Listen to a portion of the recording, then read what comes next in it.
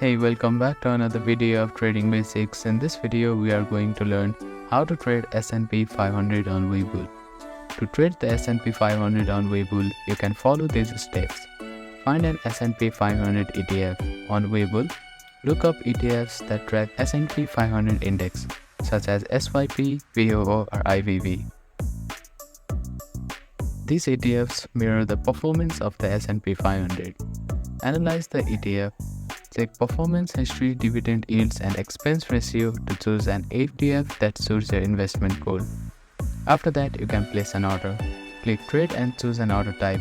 For day trading, you might use a limit or stop limit order to control entry prices. After that, watch price movements and apply technical analysis tools within Webull to manage your trade efficiently. Trading the S&P 500 through ETFs offer exposure to the index performance without needing to trade each individual stock. So that is how you can trade S&P 500 on Webull.